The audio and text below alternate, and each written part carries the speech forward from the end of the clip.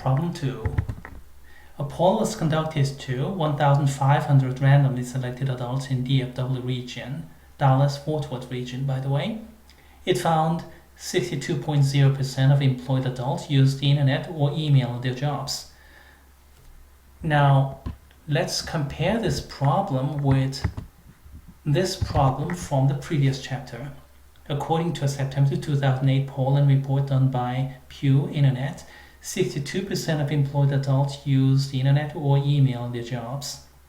And then based upon this 62%, which is assumed as precise figure carved on stone, you have to answer these questions.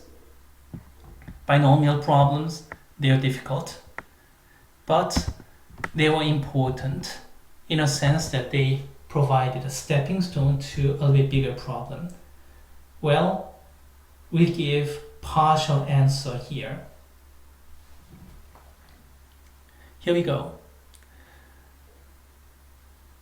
We are looking for confidence interval for the real proportion, because in this situation in chapter 7, this 62% is not carved on stone. This 62% is based upon the random sample study of 1,500 people, and 62% of these people in the sample said yes to the question, do you use internet or email on your jobs? Does it mean 62% of regional adults really use internet or email on their jobs, really? Well, yes and no. Yes, in a sense that this is a best point estimate. No, in a sense that nothing is accurate in statistics. There should be whatever it is, there should be some margin of error, give or take. That's what we are looking for here. We are looking for an interval estimate, so we are looking for confidence interval here.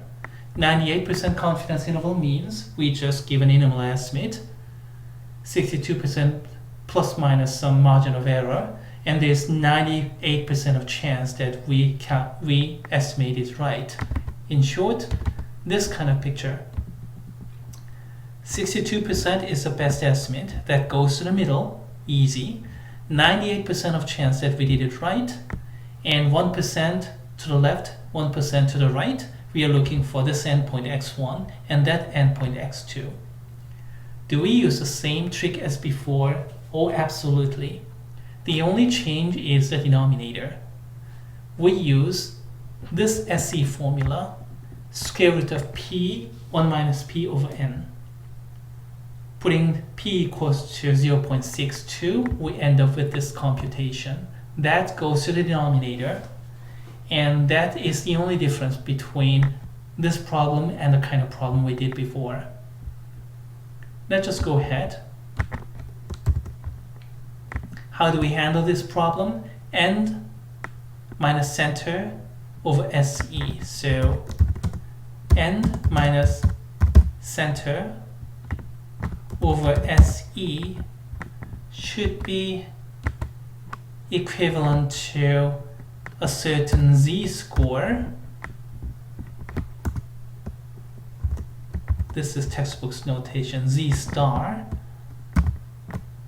that you look up associated to this 1% here.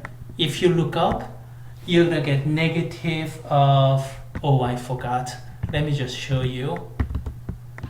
Negative about 2.33 something. And look at the denominator. This is the SE formula, and if you calculate, you're gonna get 0.01 something.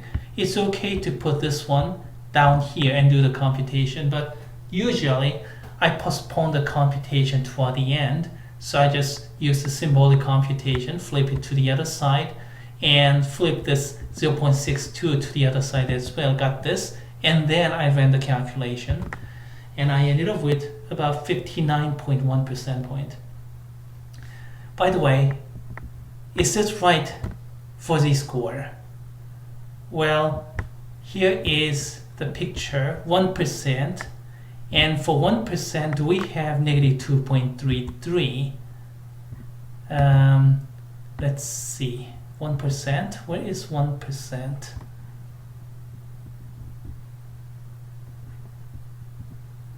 right here. 0.0099 is the closest, and that's associated to z-score of negative 2.33. Yes, indeed. So negative 2.33 goes here in the right hand side, but here in my answer key I use a little bit more accurate picture. I mean a little bit more accurate number using technology. I use negative 2.326 something, but if you use normal table you're gonna get negative 2.33. In the end you're gonna get similar figures this one, so you don't have to worry too much about it. Now from the symmetry, by changing this negative to positive, you're gonna get the other endpoint, and you end up with this kind of conclusion. 98% confidence interval. Now what if I change this problem into say 5% confidence interval? What if I do that? How will this problem be adjusted? Instead of 98% in the middle, you have to shade a little bit differently. You have to have 95% in the middle.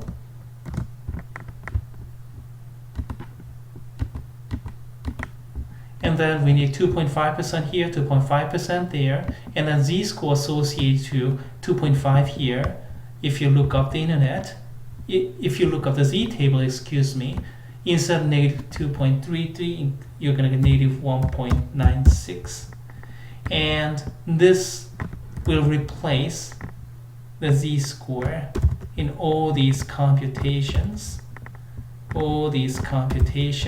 And in the end you're going to get a little bit different picture, different number, a little bit different number there. I'll leave the details to you. If I change this problem into say still different 97% confidence interval, then this picture will change accordingly. Instead of 95% in the middle, I'll have just 97% in the middle.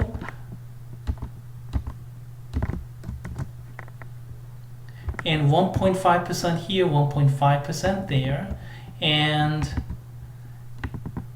looking up your z-table there, and z-score associated 1.5% will be negative 2 point something. Oh, never mind. The details left to the students. I don't have to review the same problem using 3 different numbers. Let's just move on to the next problem. Let's find 95% lower confidence bound. This is a kind of setting we have.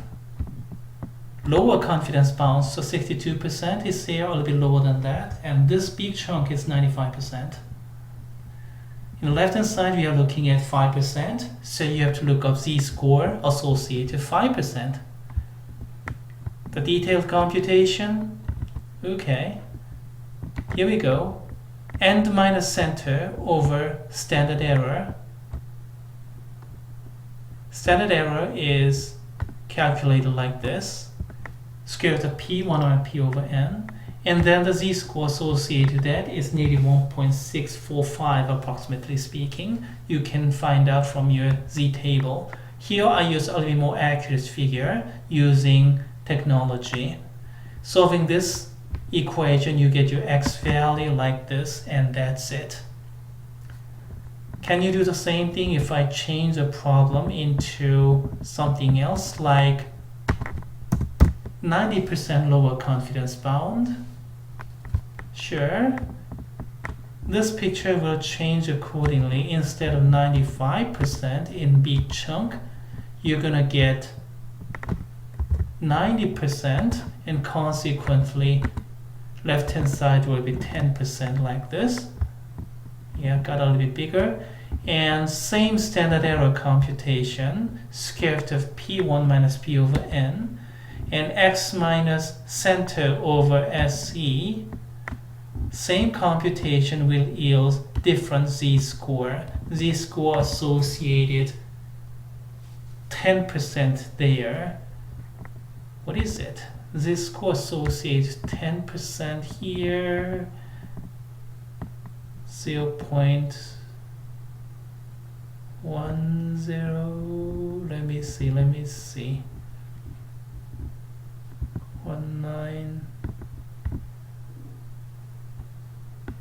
yeah, this one, 0.1003 is the closest, negative 1.28 approximately speaking, so this is negative 1.28, and solving this equation, so this one will be changed to 1.28, and that will change to 1.28 on your calculation. You're going to get something different here.